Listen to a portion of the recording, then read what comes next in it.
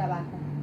Vivir y convivir con aquellos y aquellas que a veces comen, a veces trabajan, a veces duermen, a veces sueñan, a veces viven. Así Diana construye esa microhistoria desde la comunidad de Palzutipan, municipio de Cozautlán de Carvajal, Veracruz, cortando café. Eso hizo Diana, va a comer a la finca, al bastimento, a compartir con ellos, caminando, corriendo y jugando con ellos, con los niños y las niñas, siempre con su suave y amigable sonrisa. Así desde el día que llegó con Mario a la comunidad, estábamos ahí con las señoras y de repente Diana la desaparecimos y ya andaba correteando con los niños. Creo que fue antes incluso que decidiera que iba a trabajar ahí. Desde la lente de su cámara, pues le permite captar esas estampas de la ruralidad, esos rostros, esas sonrisas, esas alegrías de ser niño o niña sin importar si hoy hay dinero o no para comer.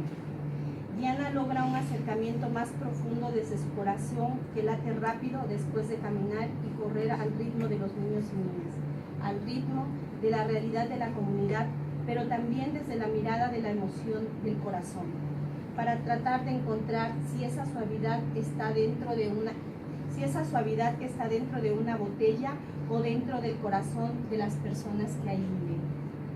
Diana en su trabajo construye y reconstruye la historia de las niñas y los niños de la comunidad de Palzo, como le llamamos en la región, de esa infancia rural, un tema pocas veces abordado por las y los investigadores.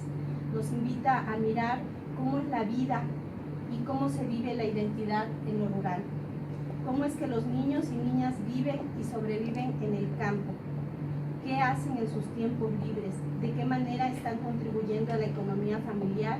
¿Y cómo abonan al capitalismo suave y voraz que los consume tan pronto puede convertirse en fuerza de trabajo o mano de obra barata?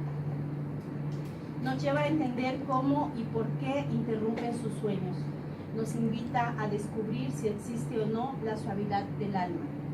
Si bien Diana hace una conceptualización de la construcción de lo rural desde las ciencias sociales, en el que cita distintos conceptos y autores, veo en su trabajo una percepción diferente desde su propia mirada, que deja ver una concepción de lo rural desde la conciencia, pero también abona de manera importante a una nueva conceptualización de la infancia rural desde la realidad, la voz, la mirada de las y los infantes. Buscó respuestas desde la comunidad, desde los hogares, pero sobre todo desde los corazones de las y los pequeños, para reconocer si las niñas y los niños de la comunidad sienten la suavidad de mamá que los comerciales de televisión nos venden cada día, y de cómo es esa suavidad.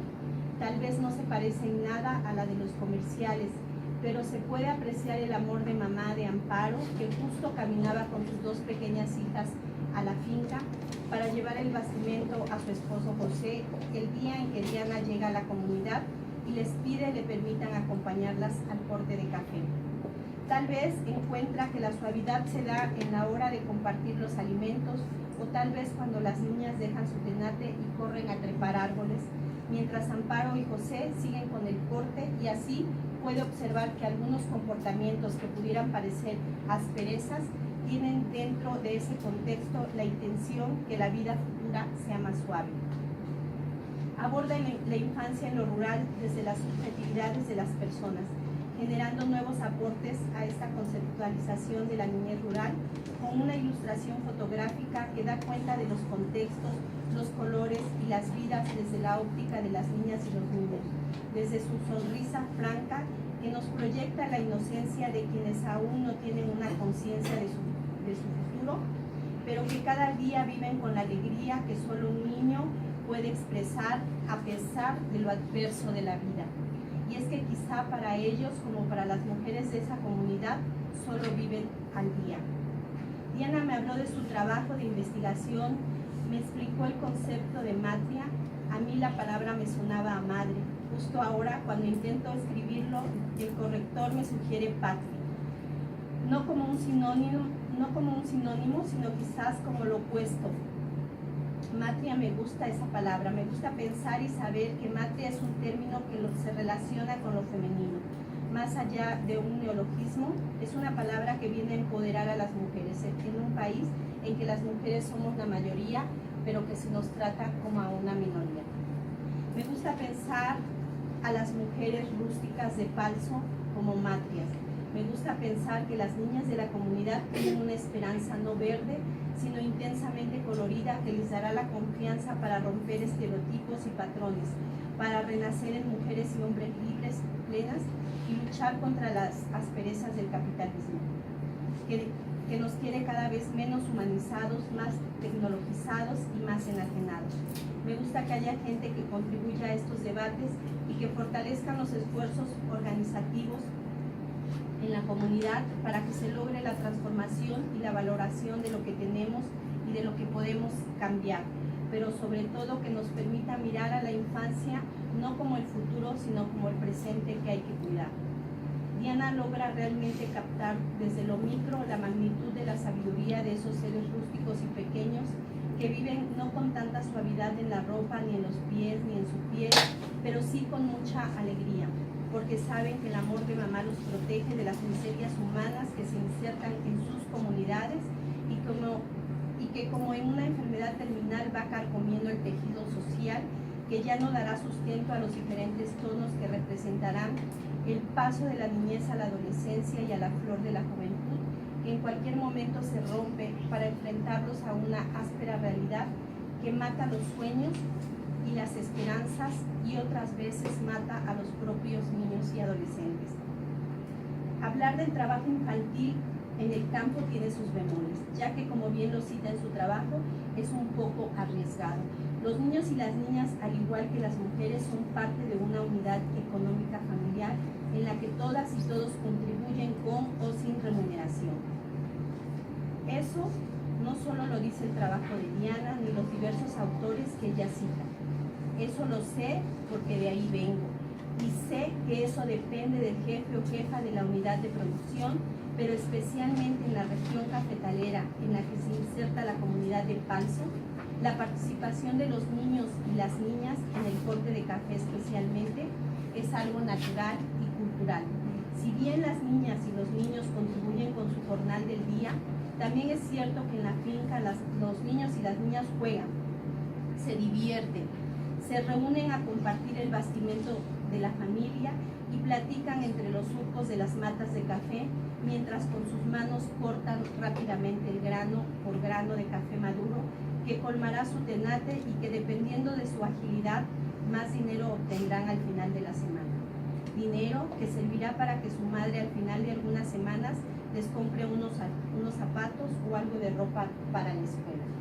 También hay aquellos que se aventuran al trabajo rudo, como el corte de caña, a sus escasos 15 años de edad. Esos son los que se hacen hombres bajo el sol, en el trabajo pesado como jornaleros en los cañales del endulzante, que les dejará el recuerdo de una amarga y cruda adolescencia. Pero la mayoría de las niñas y niños de Palso, a diferencia de otros niños rurales, son niños que saltan, brincan y trepan los árboles, ríen y asisten a la escuela. Por las tardes o los sábados y domingos se incorporan al corte de café, acompañan a sus padres a la finca y en algunas ocasiones a otro municipio, viajando entre adultos en las redilas de las camionetas que los trasladan, y aunque el viaje es arriesgado y peligroso, para ellos, desde su noble infancia, es una manera de salir y pasear sin importar el sol, la lluvia o el aire, sin que eso signifique que el resto de sus vidas tendrán que vivir así. La infancia en la vida rural de la zona cafetalera aún huele a verde tierno, a verde esperanza, en contextos de un tejido social deteriorado que quizás en comunidades pequeñas de la zona cafetalera se han mantenido gracias a esa interacción que aún existe entre la unidad familiar. El trabajo de Diana acerca su lente a lo micro para mirar de cerca y su oído para escuchar la palabra de los niños y las niñas de esa comunidad. Y mediante su trabajo nos permite conocer más de cerca qué opinan los niños y las niñas, qué tanto ellos y ellas se sienten obligados o no a trabajar y contribuir a la economía de su familia, saber qué circunstancias los obligaron a dejar la secundaria o el bachillerato para irse a trabajar a una casa como trabajadora doméstica a los 15 años, o irse al corte de caña para poder ganar más dinero y saber en qué momento se pasa de la línea de la aportación al trabajo familiar a la necesidad de generar ingresos para resolver situaciones económicas familiares.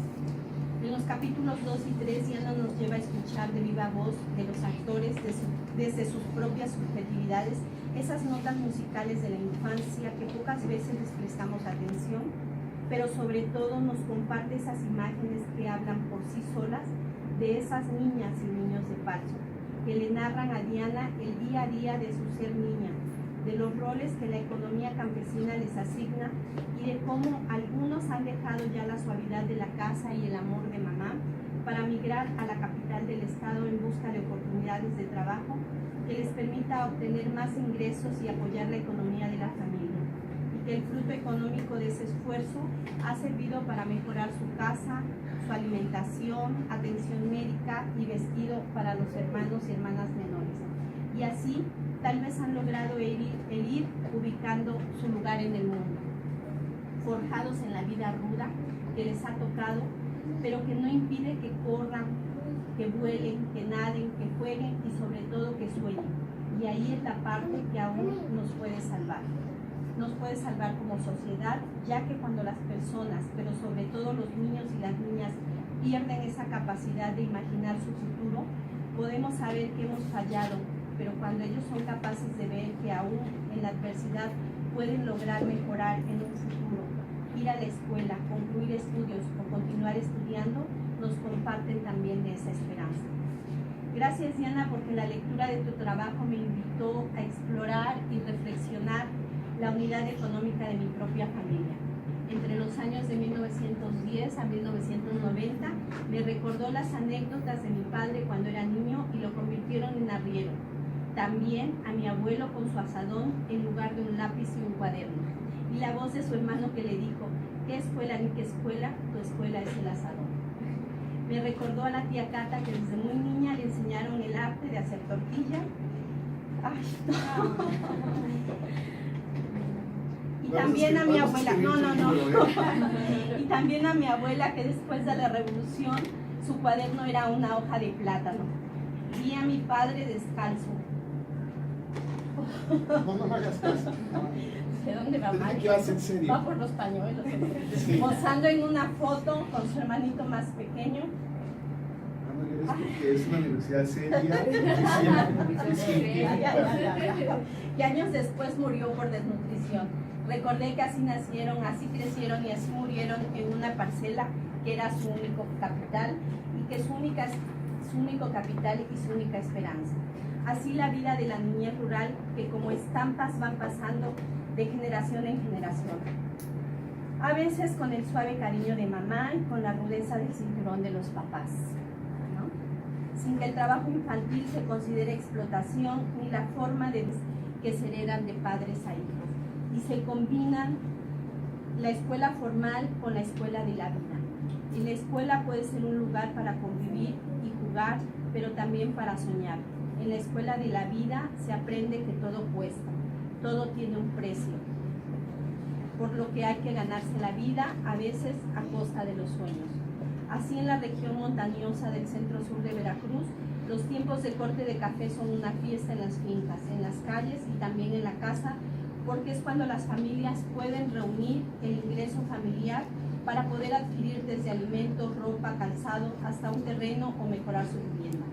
La finca de café se convierte en un lugar en el que se convive durante el corte y la plática se hace amena entre surco y surco, o bien a la hora de compartir el bastimento. De ahí que la recopilación teórica que Diana hace en su trabajo nos lleve a repensar la normalización del trabajo infantil y cuestionar las diferentes posiciones. Si verlos desde el punto de vista sociocultural, como lo apuntan algunos autores, o si es la parte silenciosa del capitalismo, o si existe algo intermedio entre ambas posturas, que es la voz y el sentir de los propios actores investigados, los niños y las niñas de Palchoquitipan, que lejos de sentirse explotados saben disfrutar las bellezas de la naturaleza, Pueden comer guayabas, naranjas, plátanos en el verano, que los fortalecerá de las gripes en el invierno.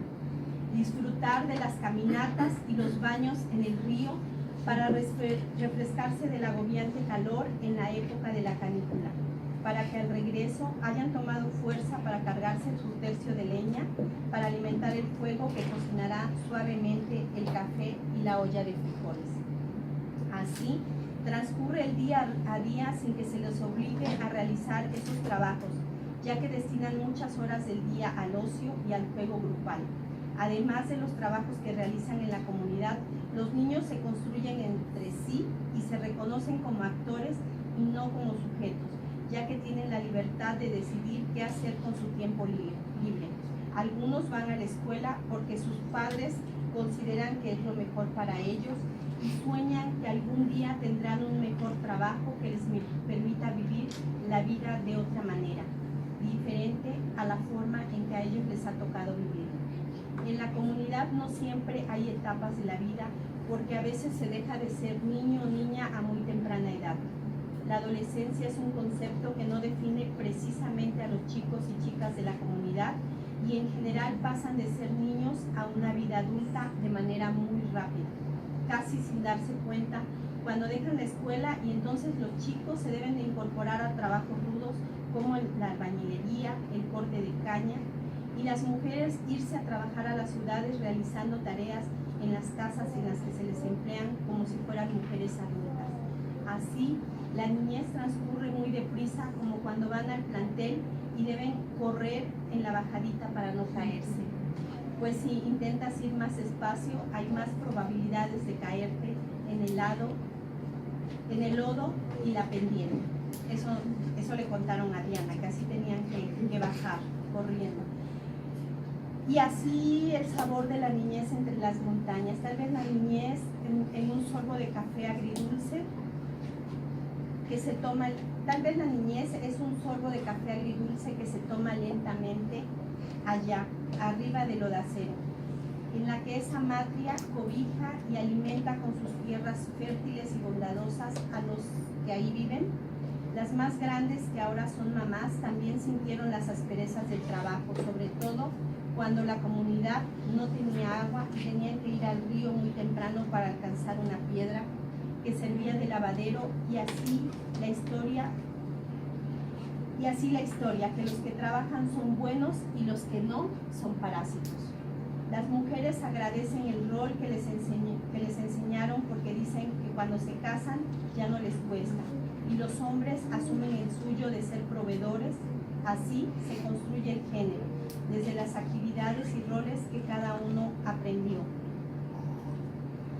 Y luego las macadamias y los jilicuiles, ¿no? El niño como actor social individual, los diferentes procesos sociales que los van transformando, cómo es que las actividades asignadas en el ámbito rural lo reconstruyen como un actor social en el futuro.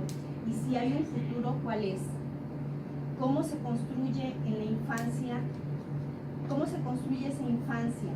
La investigación de Diana nos lleva a comprender claramente en qué etapa de la vida se va definiendo los roles de género.